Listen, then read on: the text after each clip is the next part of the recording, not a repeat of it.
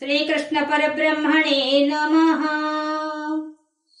శ్రీమద్ భగవద్గీతలో 2వ అధ్యాయమైన సాంఖ్యయోగంలో మనం 29వ శ్లోకానికి వచ్చామండి. 29వ శ్లోకం పలికే వాళ్ళ పేరు, ఊరు. వరలక్ష్మి, ధర్మవరం.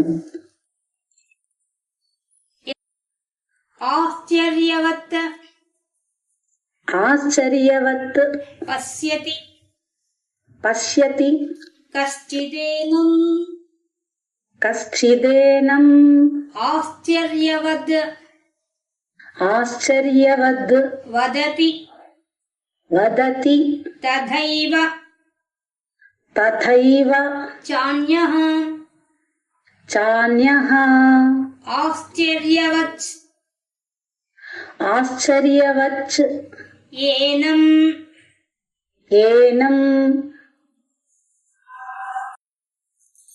ఆశ్చర్యవచ్చైన ఆశ్చర్యవచ్చైన మన్యశృణోతి మన్యః శృణోతి శ్రుత్వాపేనం శ్రుత్వాప్యేనం వేద న చైవ కశ్చిత్ వేద న చైవ కశ్చిత్ ఆశ్చర్యవత్ పశ్యతి కశ్చిదేనం ఆశ్చర్యవత్ పతిష్యతి కశ్చిదేనం ఆశ్చర్యవత్ పశ్యతి కశ్చిదేనం ఆశ్చర్యవత్ పశ్యతి కశ్చిదేనం ఆశ్చర్యవద్ వదతి తథైవ చాన్యః ఆశ్చర్యవద్వదతి తథైవ చాన్యః ఆశ్చర్యవచ్చైన మన్యశృణోతి ఆశ్చర్యవచ్చైన మన్యః శృణోతి శ్రుత్వాపేనం వేద న చైవ కశ్చిత్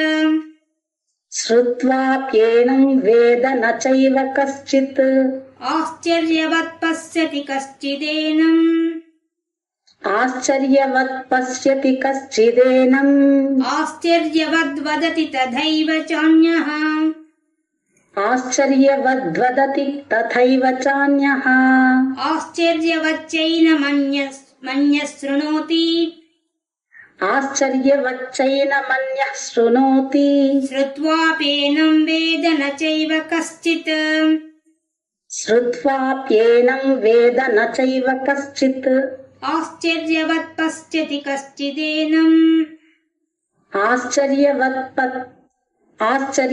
పశ్యతి కశ్చిదేనం ఆశ్చర్యవద్ వదతి తథైవ చాన్యః ఆశ్చర్యవద్వదతి తథైవ చాన్యః ఆశ్చర్యవచ్చైన మన్యశృణోతి ఆశ్చర్యవచ్చైన మన్యః శృణోతి శ్రుత్వాపేనం వేద న చైవ కశ్చిత్ శ్రుత్వాప్యేనం వేద న చైవ కశ్చిత్.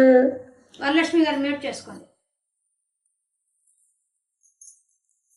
ఇప్పటిదాకా కృష్ణ పరమాత్మ అర్జునుడికి అన్ని విషయాలు చెప్పుకుంటూ వచ్చి, ఏది ఆత్మ గురించి చెప్పి, తర్వాత శరీరం గురించి చెప్పి, ఇప్పుడు ఆత్మను అందుకోవడం ఎంత కష్టము అనే విషయాన్ని చెప్తున్నారు.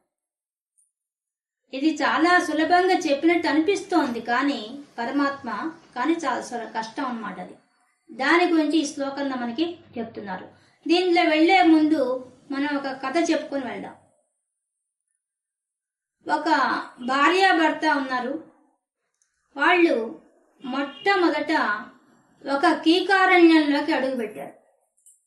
అడుగుపెట్టి అక్కడ ఆ కీకారణ్యంలోని నివాస స్థానంగా చేసుకొని వాళ్ళు అక్కడే కాపురం చేసి వాళ్ళు 10 మంది పిల్లల్ని కన్నారు. కానీ తద్వారా ఆ వంశం అంతా అభివృద్ధి చెంది ఆ కీకారణ్యంలోనే ఉండిపోయారు. ఆ వంశ పరంపరగా అట్లాగే పెరిగిపోతూ జనము అక్కడే ఉండిపోయినారు. ఇంకా వాళ్ళకు బయట ప్రపంచం ఎలా ఉంది అనే విషయం వాళ్ళకేం తెలియదు. అడవిలో ఆ అరణ్యంలో ఏముందో అది మాత్రమే తెలుసు, బయట ప్రపంచంలో ఏముందో వాళ్ళకు తెలియదు. కానీ వాళ్ళల్లో ఒకరోజు ఆ అరణ్యాన్ని దాటి వెళ్ళాడు. వెళితే ఒక గ్రామం కనిపించింది. ఆ గ్రామం అద్భుతంగా ఉంది. వీడు ఇంత అరణ్యంలో ఉన్నా కూడా ఈ అరణ్యంలో ఉండే వాటినే సదుపాయాలుగా చేసుకొని జీవిస్తున్నారు వాళ్ళు. అక్కడుండే ఆకులు అలా తింటూ నాగరికతమైన జీవితం లేకుండా గడుపుతున్నారు. ఎప్పుడైతే ఒకడు బయటికి వెళ్ళాడో వాడికి ఆ గ్రామంలో ఉండే పరిస్థితి చూసిన తర్వాత ఆనందం అయిపోయింది. ఎందువల్ల అక్కడ అందరు ఇల్లు కట్టుకున్నారు, పంటలు పండిస్తున్నారు, కూరగాయలు పండిస్తున్నారు, అన్ని లక్షణమైన భోజనం చేస్తున్నారు, నాగరికత బాగా ఉంది. అది చూసిన తర్వాత అతను ఆశ్చర్యపోయాడు. ఒరే, మంది ఒక బతుకేనా, వీళ్ళు ఎంత హాయిగా ఉన్నారు అని అతడు చూసి వెంటనే పరిగెత్తుకుంటూ పోయి అరణ్యంలో ఉండే వాళ్ళందరికీ చెప్పేశాడు. అబ్బా, పక్కన గ్రామం, ఒక ఊరు, అది గ్రామం అవేం తెలియవు అతనికి. అక్కడ కూడా మనుషులు మనలాంటి వాళ్ళే ఉన్నారు, వాళ్ళు చాలా ఆనందంగా జీవిస్తున్నారు, మనం ఎందుకో ఇలా జీవించడం లేదు, మనం వాళ్ళలాగా ఉందాము అని చెప్పాడు. అప్పుడు వీళ్ళంతా ఏం చేశారు, వాళ్ళు ఇన్నేళ్ల నుంచి ఆ వంశ పరంపరగా వస్తున్న వాళ్ళందరంతా అరణ్యంలోనే ఉన్నారు కదా, వాళ్ళంతా ఒప్పుకోలేదు. ఎందువల్ల మనకి ఈ జీవన విధానం అలవాటు అయిపోయింది, మన శరీరం ఈ వాతావరణం తట్టుకుంటుంది, బయటికి పోతే మనం తట్టుకోలేము, ఇవంతా నువ్వు చెప్పావంతా మేము వినం పో అని చెప్పేసి. కానీ వాడు వదలలేదు. వాడు అనుక్షణం వాడు పోయి చూసి రావడం, మళ్ళీ వీళ్ళకి చెప్పడం. కానీ వీళ్ళు వింటున్నారు శ్రద్ధగా, వాడు చెప్పేదంతా బాగుంది బాగుంది అని వింటున్నారు, కానీ ఎవ్వరూ ముందుకు రావడం లేదు. వాడితో పాటు ఆ పక్కన గ్రామానికి వెళ్ళిపోదామనే వాడు ఒక్కడు లేడు. అతను ఒక్కడే పోతున్నాడు, విషయాలు తెలుసుకుంటున్నాడు, వస్తున్నాడు, వీళ్ళకంతా వర్ణించి చెప్తున్నాడు. అక్కడ ఇలా ఉంది, ఇక్కడ వాళ్ళ మనుషులు మంచి మంచి డ్రెస్సులు వేసుకున్నారు, మనకన్నా నాగరికంగా ఉన్నారు, వాళ్ళు చాలా బాగున్నారు అని ఎంత చెప్తున్నా వీళ్ళల్లో ఏమీ మార్పు రాలేదు, ఎవ్వరూ ముందుకు అడుగేయలేదు. మాకు ఈ అరణ్యమే చాలా బాగుంది, ఇక్కడే బాగుంది, మేము ఇక్కడే ఉంటామని చెప్పి కూర్చున్నారు. ఇంకా ఎంత చెప్తాడు? అప్పటికే అతని ఫ్రెండ్స్గా ఉండేవాళ్ళు, కొద్ది దగ్గరగా ఉండేవాళ్ళు అతను చెంపి నమ్మారు. అందరు నమ్మలేదు, మిగతా వాళ్ళు ఊరికే వింటున్నారు కానీ నమ్మడం లేదు. కానీ వాళ్ళు నమ్మారు. నమ్మిన తర్వాత ఎలా వెళ్ళాలి ఏంది అని అడిగితే, నేనే చాలా కష్టపడిపోయాను, ఎందుకంటే అరణ్యం దాటిపోవాలి కదా, ఈ అరణ్యంలో దారులని నేను చూసుకొని పోయి వచ్చాను, పోవడం చాలా కష్టపడిపోయాను నేను, కాబట్టి మీకైనా కష్టం అదేను, అందుకని తను పోయిన దారి అంతా చూపించి ఇలా ఇలా ఇలా ఇలా అని చెప్పి చూపించారు. అప్పుడు ఆయన అనుసరించిన వాళ్ళందరికీ అర్థమైపోయింది, ఓ ఇలా వెళ్ళాలా అని అర్థమైపోయింది. దాని ద్వారా అతని ద్వారా వెళ్ళిన వాళ్ళు బాగానే వెళ్ళి, వాళ్ళైతే వెనక్కు రాలేదు, వాళ్ళు అక్కడే ఉండిపోయారు, ఆ గ్రామాలకు వెళ్ళిపోయారు.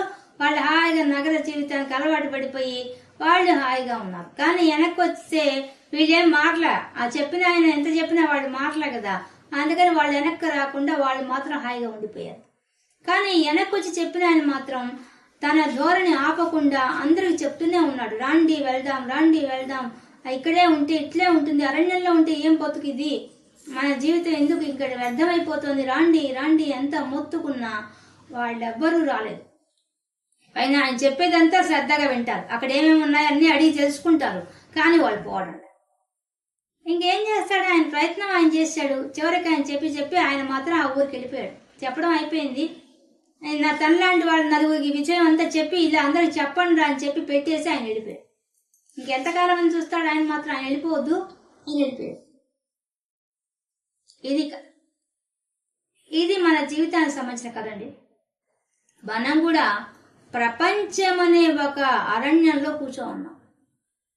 ఈ ప్రపంచం అనే అరణ్యంలో మనం ఎలా ఉన్నామంటే, ఈ ప్రపంచమే చాలా అందమైన జీవితం, ఇదే అద్భుతమైన జీవితం అన్నట్టుగా జీవిస్తూ ఉన్నాం. కానీ నిజానికి ఈ ప్రపంచంలో ఉండేది రాగద్వేషాలు, కామ క్రోధ లోభ మోహ మతమాశ్చర్యాలన్నీ ఉన్నాయి.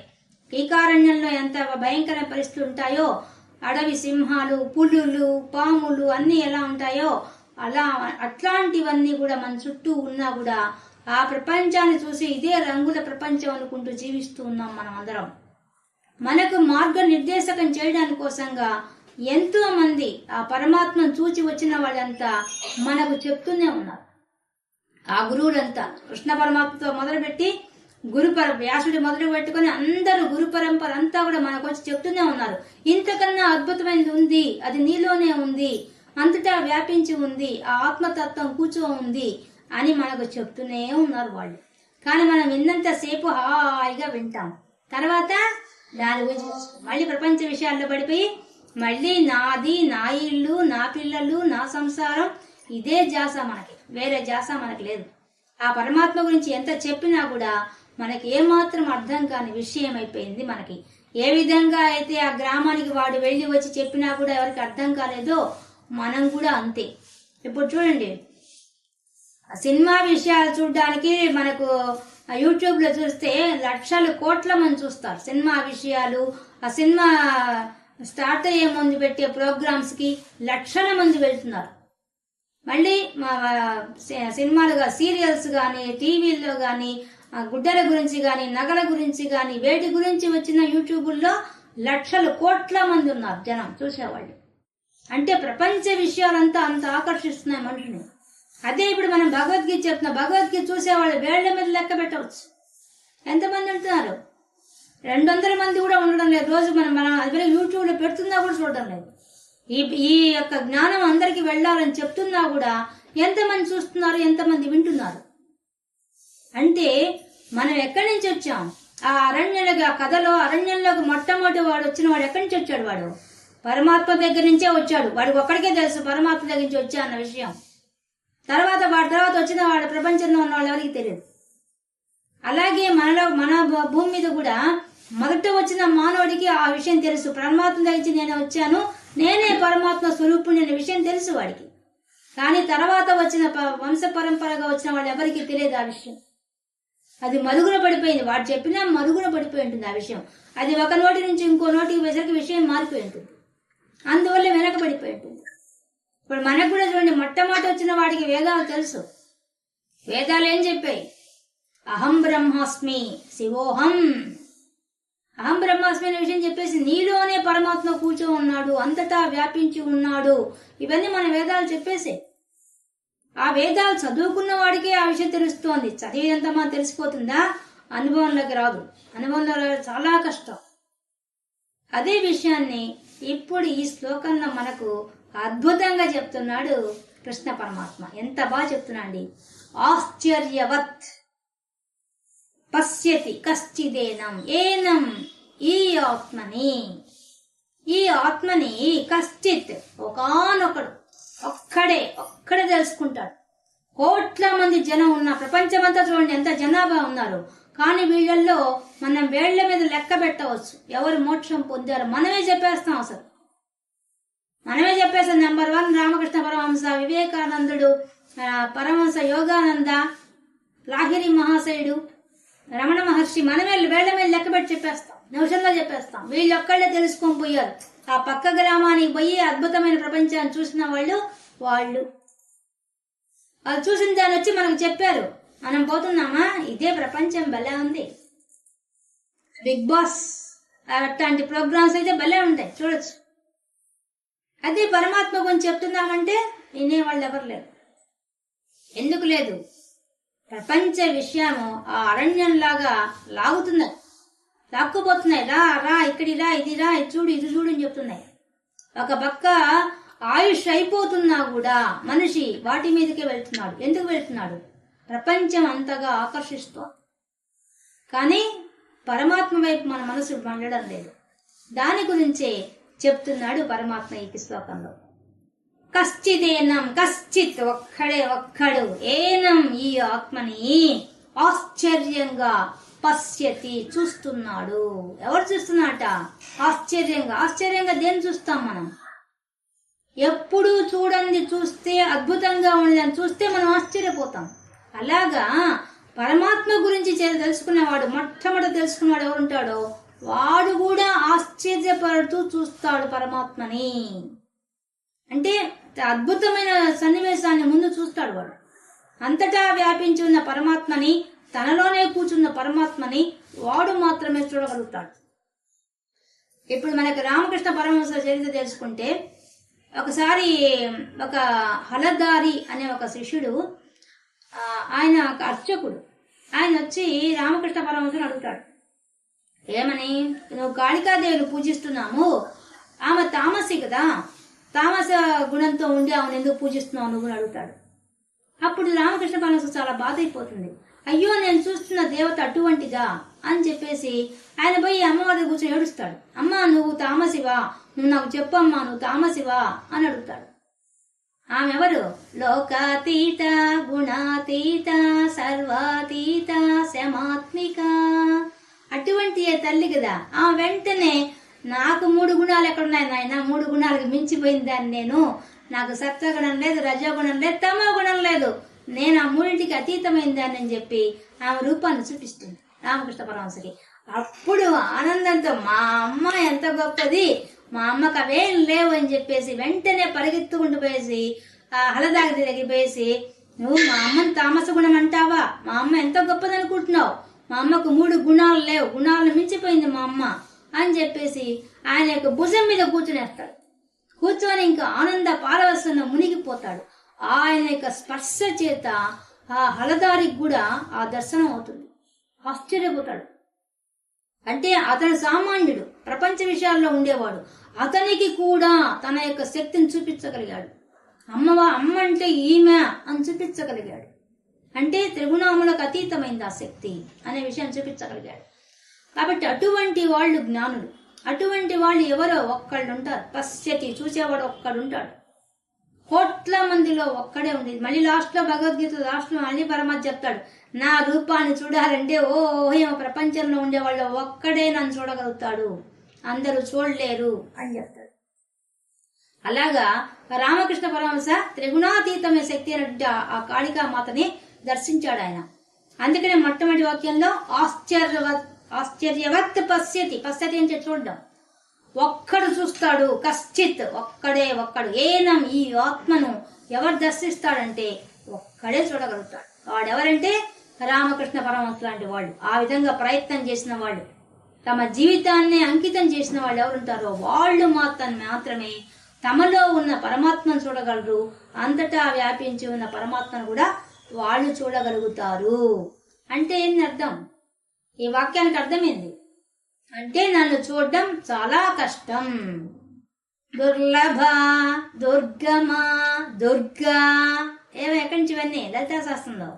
అంతర్ముఖ సమారాధ్య బహిర్ముఖ సుదుర్లభ, ఆ దాంట్లో కూడా చెప్పేశారు మనకి. మళ్ళీ విశ్వాసంపతి ఇవే ఉంటాయి, ఇవే పదాలే.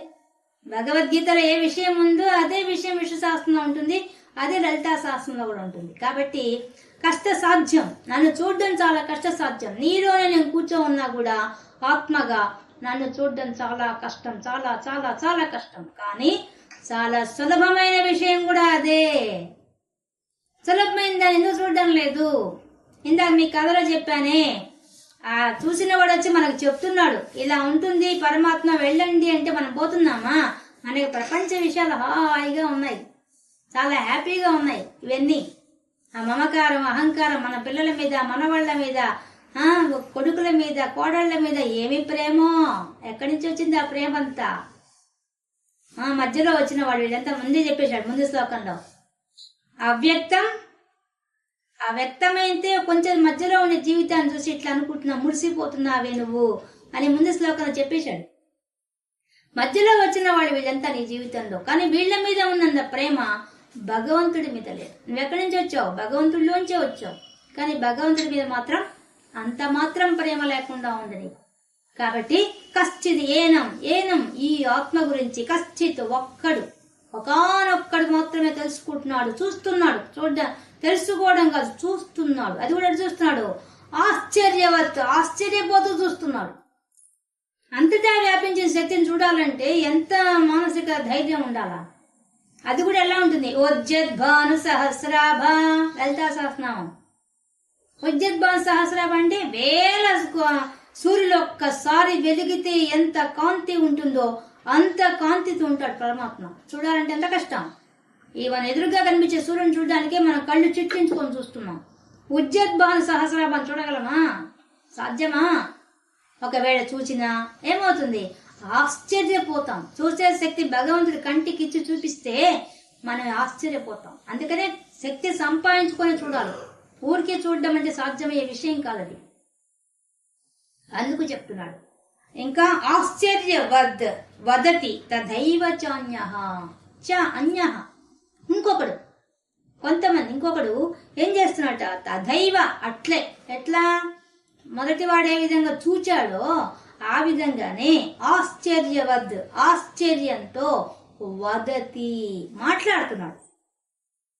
మొట్టమొదటి వాడు చూసి వాడు ఆనందపడిపోయాడు, ఆశ్చర్యపడ్డాడు. రెండో వాడు చెప్తూ ఆశ్చర్యపోతున్నాడు. ఈ చెప్పే కోవలోకంతా ఎవరు వస్తారు? ఎవరైతే చూశాడో, ఇప్పుడు మనకు వ్యాస భగవానుడు చూడండి, వాళ్ళంతా చూసిన వాళ్ళు పరమాత్మని. వాళ్ళు ఏం చేశారు? వేదాల్లో ఉండే విషయం అంతా కూడా ప్రపంచానికి అంతే రకంగా శిష్యుల్ని పెట్టి వాళ్ళు ప్రచారం చేస్తారు. అలాగే శంకరాచార్య స్వామి కూడా మనకందరికి వాళ్ళ శిష్యుల ద్వారా మనకు ఆ జ్ఞానాన్ని అంతా ఆయన చూసేసాడు. పరమాత్మ అంతటా చూశాడు, తనలో చూశాడు, మనం చూడటం లేదు. అందుకని శిష్యుల్ని పంపించి మనకు చెప్పించారు. మనకి ఎంత చెప్పించాడు వ్యాసుడైతే 18 పురాణాలు, 18 ఉప పురాణాలతో చెప్పించాడు. ఎన్ని పురాణాలు చెప్పినా దాంట్లో ఉండే సారాంశం ఒకటే, ఏంది? అంతటా పరమాత్మ ఉన్నాడు, నీలో పరమాత్మ ఉన్నాడు చూడు అని చెప్పడమే, దాంట్లో ఇంకేం లేదు విషయం. కానీ ఇన్ని పురాణాలు చెప్పినా, ఇంతమంది గురువులు చెప్తున్నా మనం ఎందుకు మారడం లేదు? ఆ చెప్పేవాడు ఆశ్చర్యంగా చెప్తున్నాడు. ఎంత ఆశ్చర్యంగా చెప్పినా, ఎంత బాగా అర్థమయ్యేటట్టుగా చెప్పినా మన అనుభవంలోకి రావడం లేదు. అంటే చాలా కష్టం, కానీ చాలా సులభం కూడా. ఎలా? నువ్వు ఆ పరమాత్మ అనే భావంతో ఉంటే, మనకు చెప్పేసారు లలితా శాస్త్రంలో, పంచ సంఖ్యోపచారిణి, పంచ సంఖ్యోపచారిణి, 5 రకాలుగా చేసే పూజ ద్వారానే నువ్వు ఆమెను అందుకోవచ్చు, సులభంగా అందుకోవచ్చు. నువ్వు చేసే పూజలోనే మనకంతా పెట్టేశారు. పూజ ఎలా చేయాలా, ఏ విధంగా చేస్తే నువ్వు పరమాత్మ దగ్గర అయిపోతావు అనే విషయం మనకు చెప్పేశారు. మనం అది కానీ నిజంగా ఆలోచించి చేస్తే మనకు దగ్గరగా వెళ్ళిపోతాం. అతి దగ్గరగా వెళ్ళగలిగిన ప్రదేశము అదే, అతి దూరంగా ఉండి అందుకోలేని ప్రదేశం కూడా అదే. 2 భావాలు ఉన్నాయి చూడండి, ప్రతి వాక్యంలో 2 భావాలు ఉన్నాయి. నువ్వు చూడగలవు, చూడలేవు. నువ్వు వినగలవు, వినలేవు. నేను వినడం చూద్దాం. ఇప్పుడు ఎంతో మంది ఉన్నారు, ఇప్పుడు ప్రవచనకారులు ఎంతమంది ఉన్నారు, వాళ్ళు చెప్పేది ఎంతమంది వింటున్నారు? జనాభా ఏమో కోట్ల కొద్ది ఉన్నారు, కానీ వినేవాళ్ళు ఎంతమంది ఉంటున్నారు? వేలల్లో కూడా ఉండడం లేదు. కాబట్టి దాని ప్రకారం చూసినా, 2వ వాక్యం ప్రకారం చూసినా మనకు అర్థమైపోతుంది, వినేవాడు కూడా తక్కువే. చెప్పేవాడు ఉన్నాడు, కానీ వినేవాళ్ళు తక్కువగా ఉన్నారు. చెప్పేవాళ్లే కొద్దిమంది ఉన్నారు. అంటే అది తెలుసుకొని వాళ్ళు చూసిన వాడు చెప్పిన దాన్ని అర్థం చేసుకొని చెప్పగల వాళ్ళే తక్కువ మంది ఉన్నారు. మళ్ళీ వాళ్ళు చెప్పేది కూడా వినేవాళ్ళు చాలా తక్కువ మంది ఉన్నారు ప్రపంచంలో. ఎందువల్ల? ప్రపంచ విషయాలు అంత చక్కగా ఆకర్షిస్తున్నాయి మనిషిని, పరమాత్మ మాత్రం ఆకర్షించడం లేదు. అది అసలు విషయం. ఇంకా ఆశ్చర్యవత్ ఏనం అన్య శృణోతి, కొంతమంది వింటున్నారు, అక్కడ కొంతమంది చెప్తున్నారు ఆ పరమాత్మ గురించి, కొంతమంది వింటున్నారు. ఒక్కడు వింటున్నాడు శ్రద్ధగా, ఎంతో మంది చెప్పొచ్చు, అందరిలో అందరూ వింటారు తరిస్తారని చెప్పడానికి లేదు. ఇప్పుడు భగవద్గీత ఇన్ని శ్లోకాలు ఉన్నాయండి, అన్ని శ్లోకాలు అందరూ వినలేరు. ఎంతో పుణ్యం చేసుకుంటే తప్ప వినలేరు. ఎందుకంటే దీనికి కఠోరమైన సాధన కావాలి, పూర్వజన్మ పుణ్యం ఉండాలి. పుణ్యం ఉంది అంటే అర్థమైంది, నువ్వు పాపకర్మలు చేయకుండా ఉండుంటేనే ఇది వినడానికి, ఈ జ్ఞానం వినడానికి అర్హత వస్తుంది. ఫస్ట్ అర్హత వస్తే కదా నువ్వు వింటావు. వినడం కూడా పూర్తిగా వినే భాగ్యం కూడా అందరికి ఉండదు. నేను ఫస్ట్ టైం భగవద్గీత చెప్పినప్పుడు అంతా 18 అధ్యాయాలు ఒక్కరే విన్నారు. రోజు క్లాసుకు అందరూ వచ్చారు, ఒక్కరే 18 అధ్యాయాలు కంప్లీట్ గా ప్రతి శ్లోకాన్ని విన్నవాళ్ళు. కాబట్టి అందరికీ అట్లా అవకాశం వస్తుందని చెప్పలేము. ఇంటి పరిస్థితులు కావచ్చు, ఏదైనా కావచ్చు, వాళ్ళు ప్లస్ మైనస్ కావడానికి అవకాశం ఉంది. కాబట్టి ఆశ్చర్యవత్, అది కూడా ఆశ్చర్యంగా వినాల్సిందే. ఇప్పుడు మనం వింటున్నాము, మీకు నేను చెప్తున్నప్పుడు నేను ఆశ్చర్యపోతున్నాను. ఎందుకు? నేను ఒక్కొక్క శ్లోకం చూసి భగవంతుడు ఇంత గొప్పగా ఉన్నాడా అని నేను ఆశ్చర్యపోతున్నాను. నన్నే ఎగ్జాంపుల్ చెప్తున్నాను అనుకో, బాగా చెప్పేవాళ్ళంతా ఆశ్చర్యపోతుంది చదువుతారు. ఇంకా వినేవాళ్ళు, మీరు వింటున్నారు, మీకు తెలుస్తోందిగా ఒక్కొక్క శ్లోకంలో ఎంత గొప్ప విషయం ఉందో మీకు తెలుస్తోందిగా, మీరు కూడా ఆశ్చర్యపోతున్నారుగా. ఇది ఆశ్చర్యపోతూ వినదగ్గ విషయమే. ఎందుకంటే మనం ఎప్పుడు చూడలేదు. ఇప్పుడు మనలోనే పరమాత్మ ఉన్నాడంటే ఎవరు నమ్ముతాం? మనం నమ్ముతామా? నమ్మం. మనలో పరమాత్మ అంటే మనం ఎందుకు ఇట్లా ఉన్నాము అంటాము వెంటనే. అందుకనే పరమాత్మ ఏం చేశాడు? వేదం ఇచ్చేసేసి వేదంలో ఉన్న సత్యాన్ని, ధర్మాన్ని ఆచరిస్తే నీకు భగవంతుడు కనిపించేస్తాడని చెప్పేశాడు ఆయన. మొట్టమొదటి మనం తెలుసుకోవాల్సింది, ఎవడైతే ఈ పరమాత్మ వైపు అడుగులు వేస్తుంటాడో వాడు మొట్టమొదటి సత్యం పలకడం నేర్చుకుంటాడు. అబద్ధం చెప్పలేడు. వాడు ధర్మంగా బతకడానికి ప్రయత్నిస్తాడు. ముందు అది వస్తుంది. ఇప్పుడు చాలా మంది మాకు జ్ఞానోదయం అవుతోంది, మాకు భగవంతుడు మాలో కనిపిస్తున్నాడు, అంతటా కనిపిస్తున్నాడు అని చెప్తుంటారు. అది అసాధ్యం. ఎందువల్లంటే అంత సులభమేం కాదు ఆత్మ కనిపించడం అనేది. నువ్వు ఎంతో కఠోరమైన శ్రమ పడితే తప్ప నీకు కనిపించదు. ఒకవేళ కనిపించిన వాళ్ళు నోరు తెరిచి చెప్పలేరు. చాలా కష్టం చెప్పడం. ఎందువల్ల అంతటా వ్యాపించిన వాడి గురించి ఎలా చెప్తారు? అసలు అక్కడ ఆకారం ఉంటే ఇలా ఉంది అని వర్ణిస్తారు. ఆకారం లేని వాడిని ఏం వర్ణిస్తే చెప్తారు? చెప్పడం కష్టం కదా. కాబట్టి అది కూడా అనుభవంలోకి వస్తే తప్ప అనుభవాన్ని పొంది ఆనంద అనుభూతి చెందాల్సిందే. ఎవరో చాలా గొప్ప స్థితికి వెళ్ళిన వాళ్ళు ఇంకోళ్ళకి అనుభవం రప్పించగలరు. ఇప్పుడు మనం కథ చెప్పుకున్నాం కదా, రామకృష్ణ పరమహంస కథ చెప్పుకున్నాం కదా. అలాగే ఒకసారి ఒక ఆయన మధురని ఆయన దసరా పండుగల్లో 10 రోజులు వాళ్ళు అమ్మవారిని పెట్టి పూజ చేస్తారు. 10 రోజులు అయిన తర్వాత నిమజ్జనం తీసుకెళ్తుంటే ఈ మధురని అతను ఎదురు తిరుగుతాడు. అయ్యో మా అమ్మని నిమజ్జనం చేసి నేను తట్టుకోలేను, మా అమ్మ పోవడానికి లేని పెద్ద గలవా చేసి పారేస్తాడు. ఇక ఆ మధురని అతను రామకృష్ణ పరమహంసతో అదే అమ్మవారిని నిమజ్జనం చేస్తున్నానని ఏడుస్తాడు. నిమజ్జనం చేయకూడదు, అమ్మవారు మా అమ్మ అని ఏడుస్తాడు. అప్పుడు రామకృష్ణ పరమహంస వచ్చి ఎవ్వరూ ఆపలేకపోతారు, అతను ఏడుపు ఎవ్వరు ఆపలేకపోతారు. పైన అతను అమ్మవారిని పట్టుకొని తీసుకోపోని కూడా అడ్డం పడతాడు. అప్పుడు రామకృష్ణ పరమహంస వచ్చి నాయన ఎవరు అనుకుంటున్నావు అమ్మ అంటేను అని ఆయన హృదయస్థానం మీద చేయబెడతాడు. పెట్టంగానే వెంటనే అతనికి అమ్మ ఎక్కడికి పోయింది అనుకుంటున్నావు, నీలోనే కూర్చోంది అమ్మ, బయట బొమ్మను పెట్టామంతేను, ఆ అమ్మ పూజలు అందుకుంది వెళ్ళిపోతోంది, కానీ అది ఎక్కడికి పోదు, ఎప్పటికీ నీ మనసులో ఉంటుంది అని చెప్పి చూపిస్తాడు. అప్పుడు అతను తనలో చూసుకున్న తర్వాత ఆశ్చర్యపోతాడు. అమ్మ ఇంత గొప్పదా, నాలోనే కూర్చోందా నా హృదయస్థానంలో అని చెప్పి ఆశ్చర్యపోతాడు. కాబట్టి అటువంటి వాళ్ళు కొద్దిమందే ఉంటారు. తమలో చూసిన దాన్ని చూపించడం అనేది చాలా అరుదైన విషయం అది. కానీ రామకృష్ణ పరమహంస గారు ఆ విధంగా చేయగలిగారు.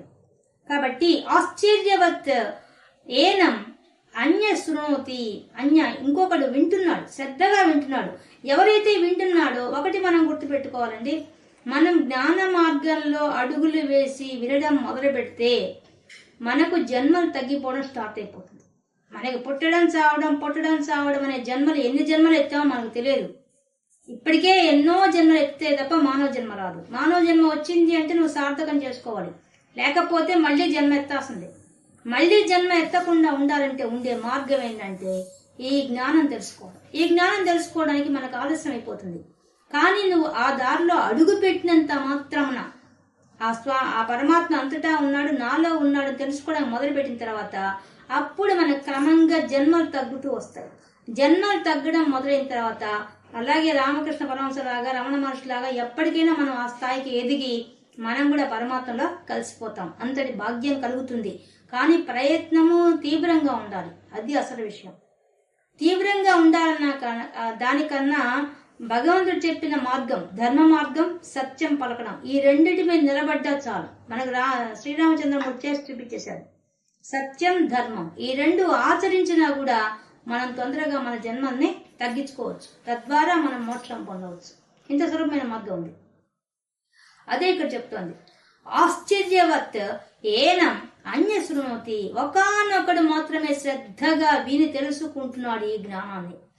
శృత్వాపేనం, ఎంత విన్నప్పటికీ, శృత్వాపి విన్నా కూడా, నా వేదం చైవ కశ్చిత్ చైవ కశ్చిత్, ఎవ్వడు కూడా సంపూర్ణంగా ఎంత విన్నా కూడా ఆ పరమాత్మ గురించి తెలుసుకోలేడు. నా వేద తెలుసుకోలేడు. వేద అంటే తెలుసుకోవడం, నా వేద అంటే తెలుసుకోలేడు. చాలా కష్టం. తెలుసుకున్నా ఆచరించడం చాలా చాలా చాలా కష్టం. ఆచరించిన అనుభవంలోకి రావడం చాలా చాలా చాలా కష్టం. అన్ని కష్టమే. కానీ దాంట్లోనే సులభం కూడా ఉంది. సులభం ఎక్కడుంది?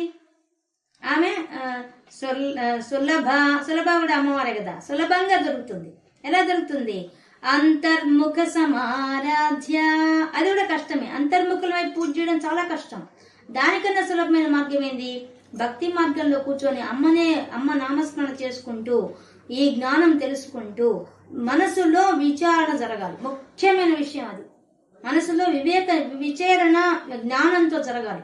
జరిగినప్పుడే మనం తొందరగా మన జన్మను తగ్గించుకొని పరమాత్మను చేరుకుంటాం. మళ్ళీ జన్మ ఎత్తకుండా అయిపోతుంది. మనం మొట్టమొదటి చెప్పుకున్న కథలాగా మన అరణ్యంలో, ప్రపంచం అనే అరణ్యంలో కూర్చోకుండా పరమాత్మ అనే గొప్ప నగరానికి వెళ్ళిపోతాం.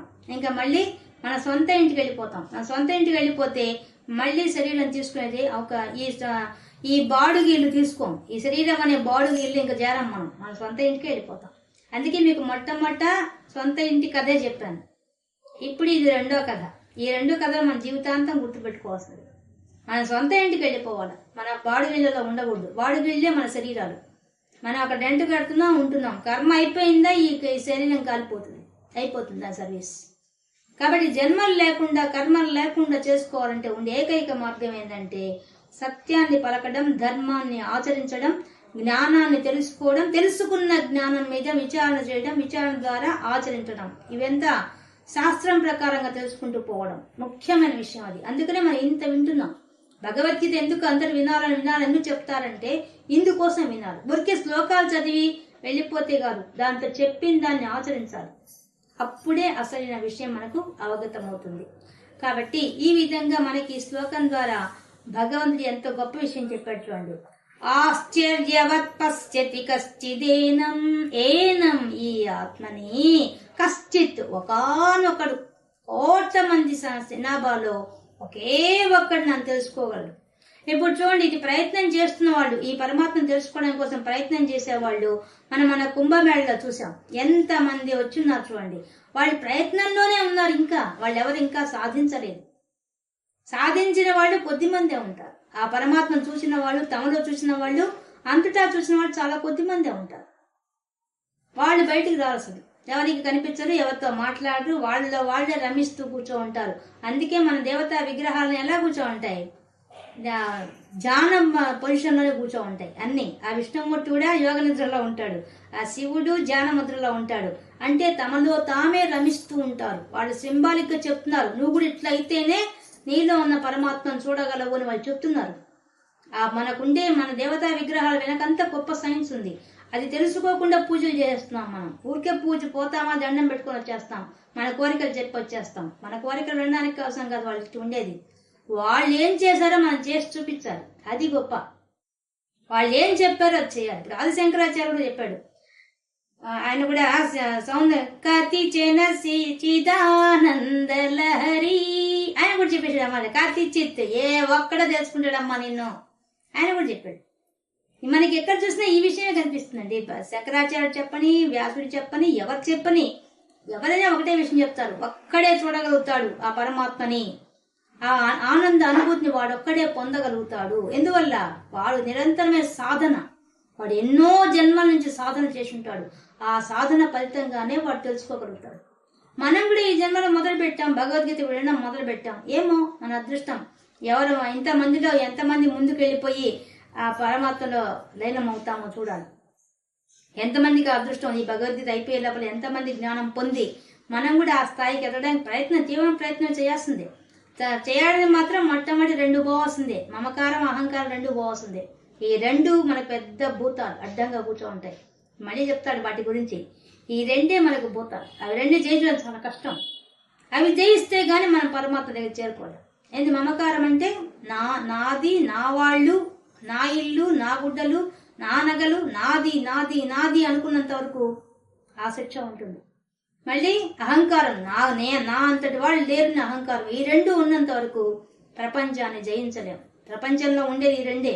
ఈ రెండు జయించేసాం, మనం జయించాలంటే ఈ రెండు జయించేసామంటే దానికోసం కనీసం రోజుకొకసారి ప్రయత్నం చేయాలి.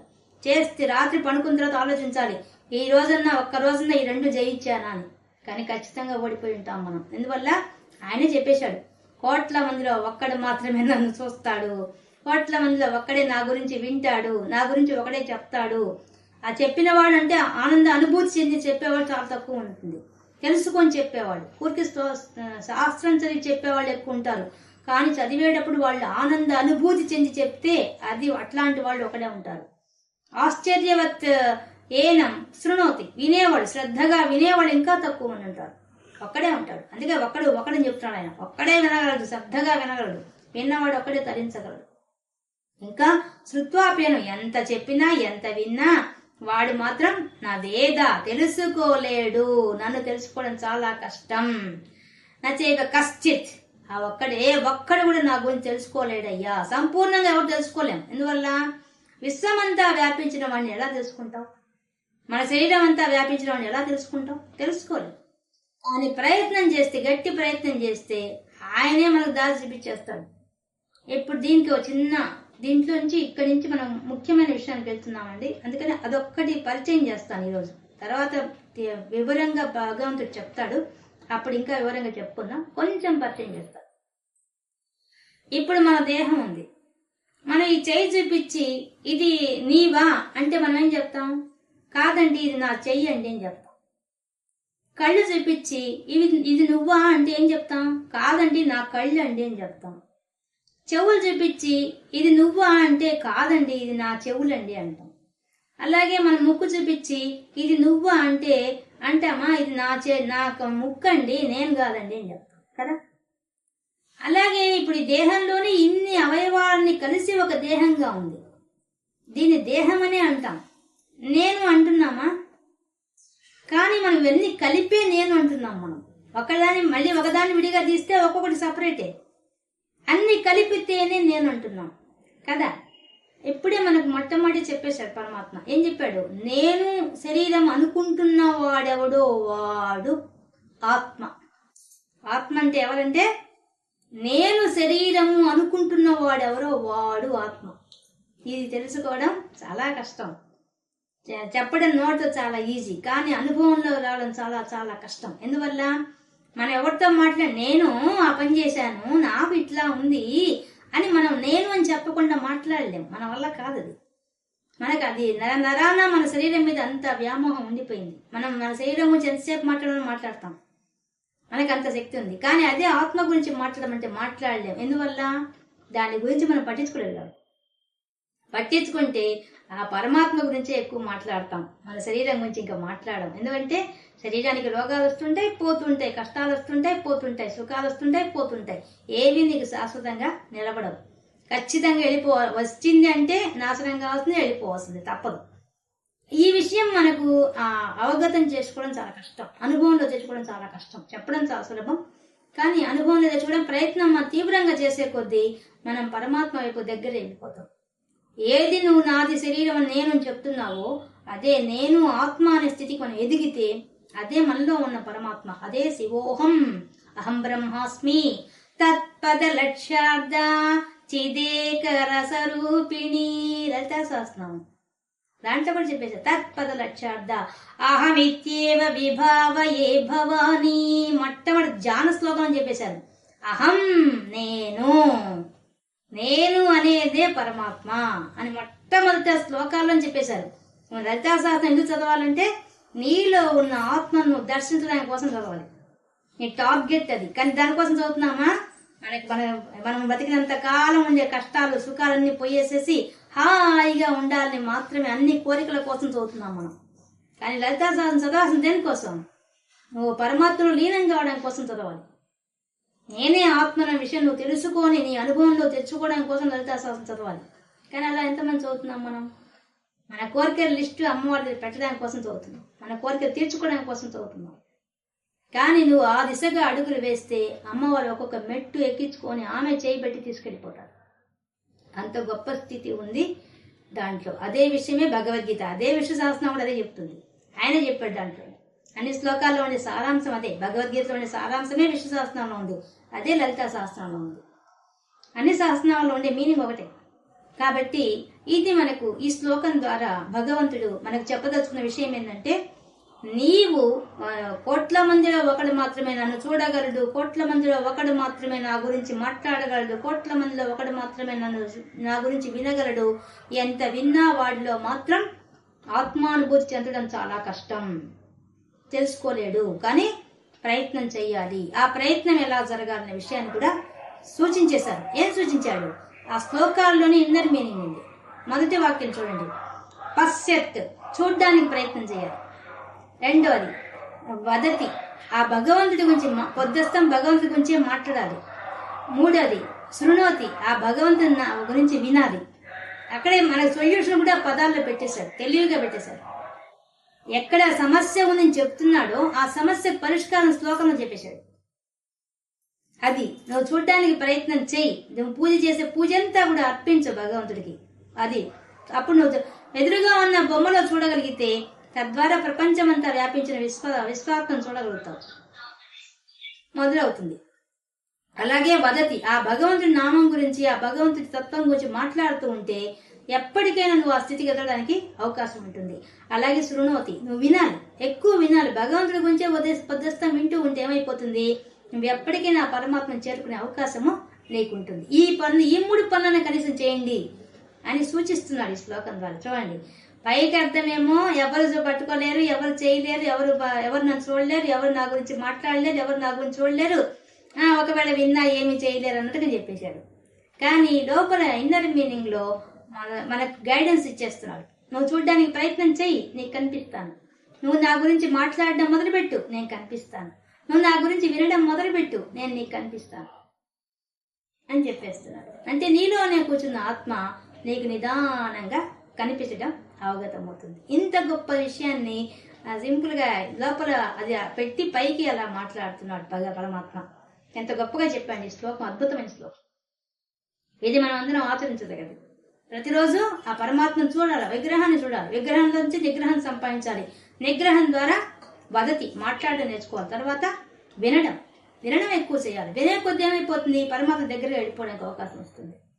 ఈ విషయాన్ని మనకు స్పష్టంగా పరమాత్మ ఈ శ్లోకం ద్వారా తెలియజేస్తున్నారు. ఇది సాంఖ్య యోగంలో 29వ శ్లోకంలో ఉండే విశేషాంశాలు.